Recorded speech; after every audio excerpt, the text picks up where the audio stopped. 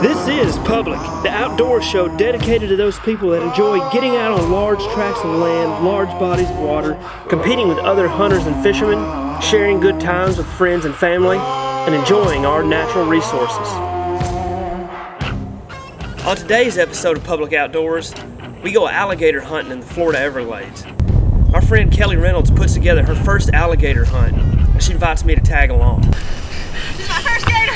And she's going to try to handle the gators and do as much as she can herself. It wasn't long into this hunt and we came across a nice sized gator. Her and I walked down the levee, slipped up on this one, and we cast at it, wound up snagging it, and it went on a mad run. That's a big first run, wasn't it? Yeah, I'm tired. Right.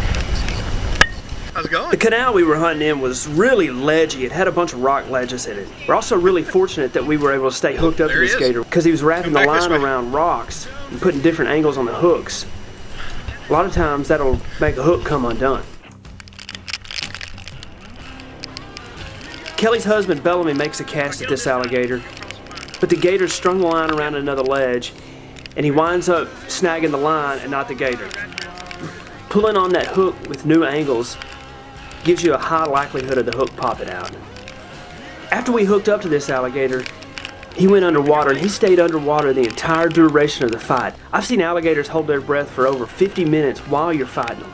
They can slow their heartbeat down to less than 2 beats per minute. By laying on bottom, slowing their heartbeat down, it puts their body in a state of hibernation.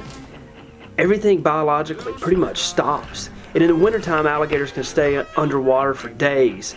But the more you can make them work, the more they're going to have to come up. And when they come up, that's when we get our chance to get them. After we got Bellamy unhung, the gator came back and we got lined up on him again. I walk down the hill and make a cast at it, and I'm fortunate enough to stick a hook in the gator again. So with 2 rods and reels on alligator, you can really make some progress on getting him up.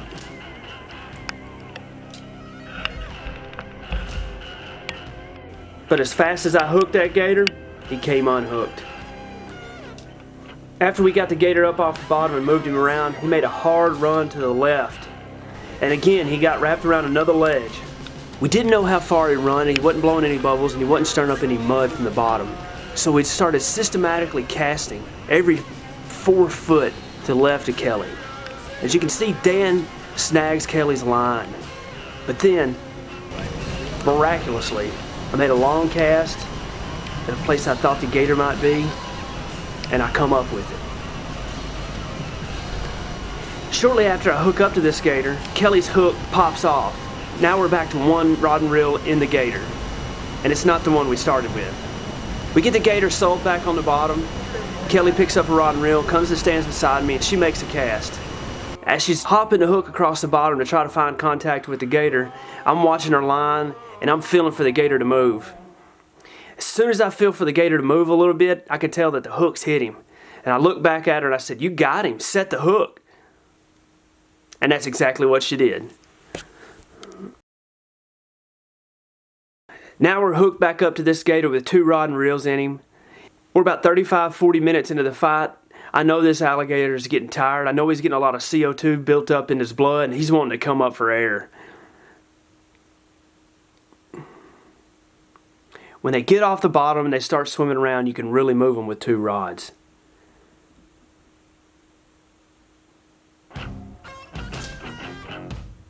We get this gator up close to the bank. Bellamy puts a big hook across him. And then I see my golden opportunity. That tail makes a swing and I go after him.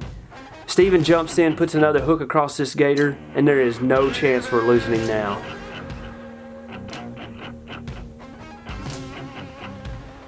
Once I get a hold of his tail, I can tell he's over 9 foot. I'm very satisfied with this gator. So is Kelly. It's a great first gator for him.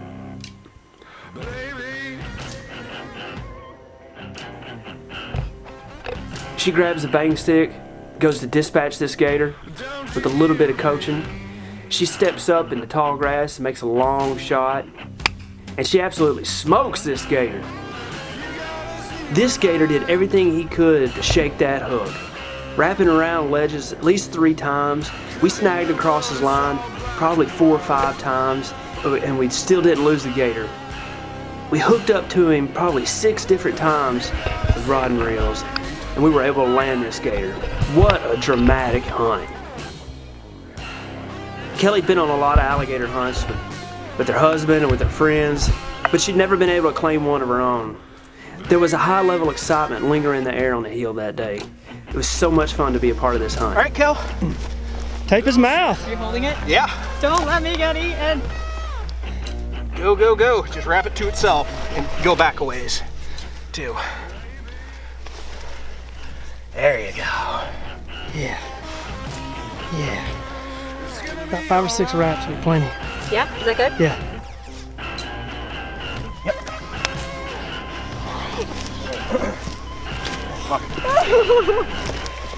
All right, I need to sever the spinal cord. There you go. All right. Is that your first gator? Yeah, yeah. Mine. 9-3. That is amazing. Wow. I think I got it. That was awesome. Yeah. I can't believe it took that many tries with the fishing pole to get him. Here, buddy. Holy. I know. 10 hooks, but it was worth I it. know. Did you see where you hit him right here?